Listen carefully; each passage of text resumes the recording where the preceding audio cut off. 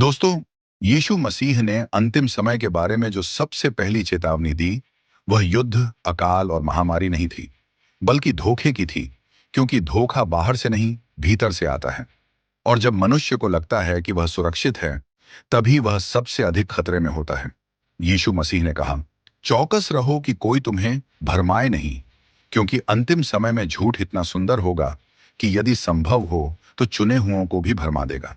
और यही सबसे डराने वाली बात है कि धोखा केवल अविश्वासियों के लिए नहीं, बल्कि विश्वासियों के लिए भी होगा। दोस्तों, अब एक गहरी सच्चाई समझिए। शैतान कभी भी अपने आप को शैतान बनकर प्रस्तुत नहीं करता। वह हमेशा ज्योतिर्मय दूत बनकर आता है। वह वचन का उपयोग करता है, धार्मिक भाषा बोलता है और सत्य को थोड़ा सा मोड़ देता है, क्योंकि पूरा झूठ लोग पहचान लेते हैं, लेकिन आधा सच उन्हें बांध लेता है। दोस्तों, आदम और हव्वा को भी पूरा झूठ नहीं बोला गया था। उनसे कहा गया कि तुम मरोगे नहीं, जबकि परमेश्वर ने कहा था कि तुम मर जाओगे। और परिणाम यह हुआ कि मृत्यु तुरंत नहीं आई और आत्मा मर गई। और यही शैतान की सबसे बड़ी चाल है। वह परिणाम को देर से दिखाता है। दोस्तों, आज भी वही हो रहा है। जब लोग कहते हैं सब मार्ग सही हैं, परमेश्वर प्रेम है, न्याय नहीं करेगा, पाप कोई समस्या नहीं है, लेकिन बाइबल कहती है कि प्रेम के बिना सत्य अधूरा है और सत्य के बिना प्रेम झूठा है। दोस्तों, अब हम सच्चे विश्वासियों की पहचान पर आते हैं। यीशु मसीह ने कभी नहीं कहा कि मेरे पीछे चलना आसान होगा।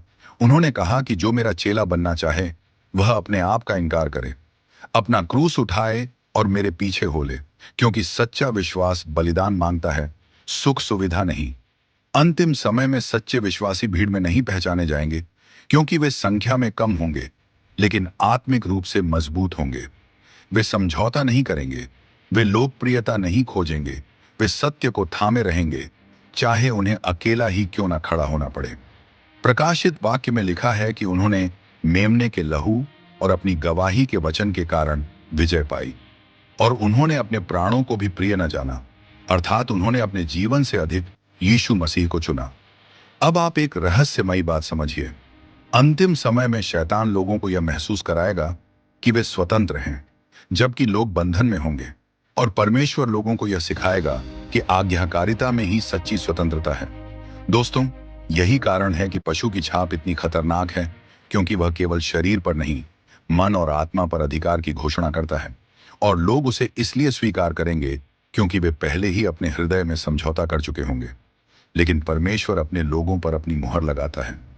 यह कोई दिखाई देने वाला चिन्ह नहीं, बल्कि पवित्र आत्मा की छाप है, जो सच्चे विश्वासियों को पहचान देती है। और यह छाप किसी बाजार में नहीं मिलती, यह केवल आज्ञाकारिता और विश्वास से मिलती है। दोस्तों, अब अंत की ओर एक और महान दृश्य दिखाई देता है, और वो है नया यरूशलेम, जहां परमेश्वर स्वयं मनुष्यों के साथ वास करेगा, जहां मंदिर की आवश्यकता नहीं होगी, क्योंकि स्वयं प्रभु उसकी ज्योति होगा। और जहां मृत्यु, शोक, रोना और पीड़ा सदा के लिए समाप्त हो जाएंगे।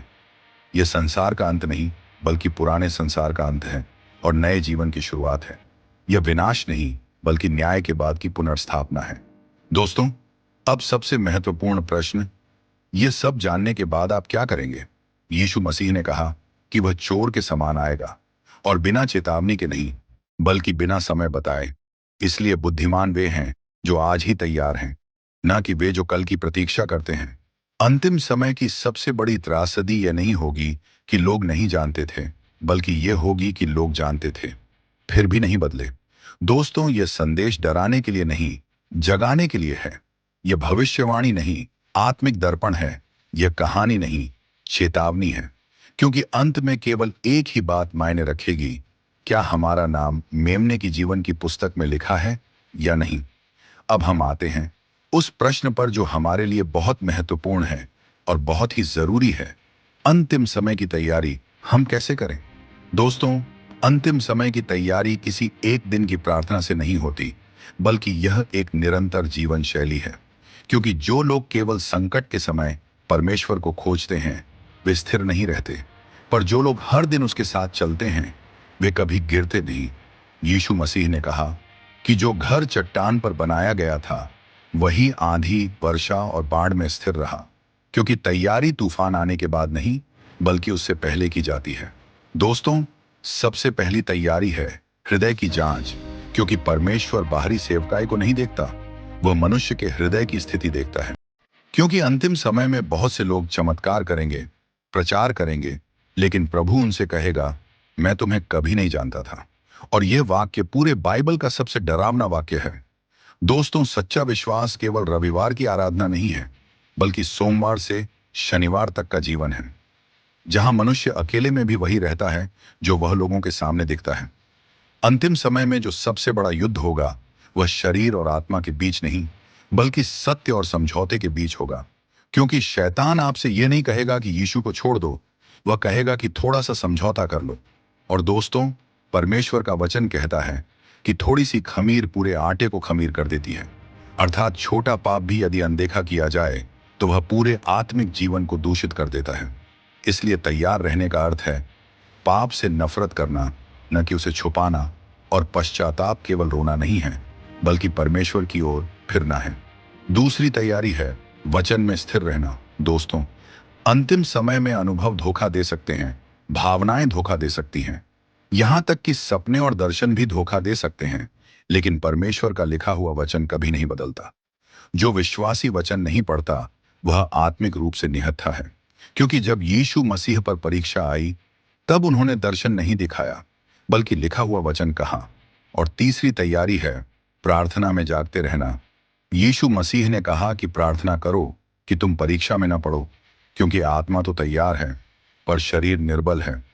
दोस्तों, अंतिम समय में सबसे अधिक हमला मनुष्य की प्रार्थना जीवन पर होगा, क्योंकि शैतान जानता है कि यदि विश्वासी घुटनों पर है तो वह पराजित नहीं हो सकता। चौथी तैयारी है पवित्र आत्मा के साथ चलना। दोस्तों, पवित्र आत्मा केवल सामर्थ्य देने के लिए नहीं, बल्कि मार्गदर्शन भी करता है, क्योंकि अंतिम समय में सही और गलत का अंतर वही समझाएगा। दोस्तों, जो पवित्र आत्मा की आवाज को पहचानता है, वही धोखे से बच पाएगा, क्योंकि आत्मा भीतर से चेतावनी देता है। अब एक गंभीर सच्चाई सुनिए, अंतिम समय में कलीसिया पर अत्याचार केवल बाहर से नहीं होगा, बल्कि भीतर से भी होगा। इसलिए सच्चे विश्वासी अकेले पड़ सकते हैं, गलत समझे जा सकते हैं, ठुकराए जा सकते हैं, लेकिन यही मार्ग जीवन की ओर ले जाता है। यीशु मसीह ने कहा कि मार्ग सकरा है और फाटक छोटा है, और उसे पाने वाले थोड़े हैं, पर वही अनंत जीवन की ओर ले जाता है। अब अंतिम बात सुनिए, यदि आज आपका हृदय कठोर हो गया है, तो उसे नरम होने दीजिए। यदि आपने समझौता किया है, तो लौट आइए। यदि आप थक गए हैं, तो आप यीशु मसीह के पास आइए, क्योंकि विश्राम प्रभु यीशु मसीह में है। दोस्तों, परमेश्वर आज भी प्रतीक्षा कर रहा है, क्योंकि अनुग्रह का द्वार अभी बंद नहीं हुआ है, लेकिन वह सदा खुला नहीं रहेगा। एक दिन प्रचार समाप्त होगा, चेतावनियां रुक जाएंगी, और केवल न्याय रहेगा। लेकिन आज उद्धार का दिन है, आज आपके पास अवसर है, आज आपके पास परमेश्वर के पास लौटने का समय है। दोस्तों, अंत में आपसे केवल यही नहीं पूछा जाएगा कि तुमने क्या किया, बल्कि यह पूछा जाएगा कि तुम किसके थे। दोस्तों, धन, नाम, लोकप्रियता कुछ भी आपके साथ नहीं जाएगा। केवल विश्वास, आज्ञाकारिता और प्रभु के साथ सच्चा संबंध आपके साथ जाएगा। दोस्तों, ये वीडियो आपको डराने के लिए नहीं, बल्कि आपको अंतिम दिनों के प्रति सचेत करना और तैयारी कैसे करना है, इसके विषय पर बनाई गई है। तो आप समझ गए होंगे आपको अंतिम दिनों में किस प्रकार से तैयार रहना है, ताकि प्रभु जब आते हैं तो हम उसके साथ जा सके, क्योंकि परमेश्वर का वचन कहता है, धन्य है वे जो अंत तक धीरज धरते हैं, क्योंकि वही जीवन का मुकुट पाएंगे।